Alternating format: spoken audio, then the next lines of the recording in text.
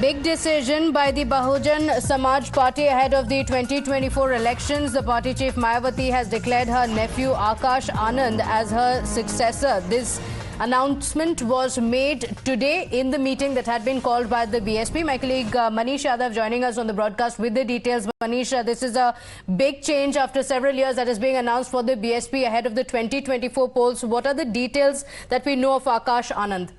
देखिए, यूपी में किसी से छिपा नहीं है कि मायावती की स्थिति क्या है। पार्टी रसातल की ओर है। जो सेकंड लाइन थी वो पार्टी में गायब है। मायावती सर्वेसर्वा बनी हुई है, लेकिन उनके नीचे जो उनका वोट बैंक था, खासतौर पर दलित तबका, वो शिफ्ट हो गया है दूसरी पार्टियों की ओर। ऐसे में मायावती को अपना जनाधार बढ़ाना है। नई लीडरशिप डेवलप करने के लिए मायावती ने अपने परिवार पर भरोसा जताया है और अपने भतीजे आकाश आनंद को अपना राजनीतिक उत्तराधिकारी आज घोषित किया है।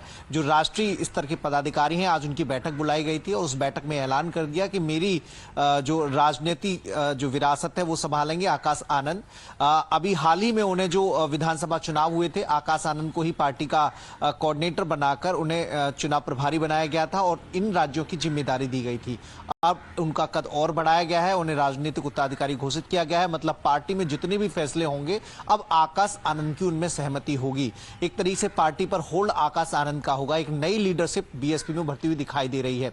2024 की तैयारियों में पार्टी को जुटना है। ऐसे में जो खेमेबंदी चल रही है, इंडिया गठबंधन का जो नया एक जो प्लेटफॉर्म सामने है, उसमें अब तक बीएसपी की मौजूदगी नहीं है। हालांकि दबी जुबां में ये कहा जाता है कि कांग्रेस समाजवादी पार्टी से बातचीत कर रही है, समाजवादी पार्टी बैठकों में शामिल हो रही है, लेकिन बातचीत के दरवाजे बीएसपी की ओर से भी खुले रखे गए हैं। वहां पर भी कांग्रेस के नेता मायावती से बातचीत कर रहे हैं। अब आकाश आनंद के पार्टी में बड़ी जिम्मेदारी दिए जाने के बाद एक उम्मीद बनी है, एक रास्ता बना है कि इंडिया गठबंधन के नेताओं से आकाश आनंद बातचीत करेंगे और बीएसपी का जो उदय है, पुनर्उदय है, वो कैसे हो सकता है, पार्टी कैसे मजबूत हो सकती है उत्तर प्रदेश में, वो संभावनाएं तलाशेंगे। Okay, it will be interesting to see how this is going to pan out. Akash is an MBA graduate from London and has been the star campaigner over the last few years as well.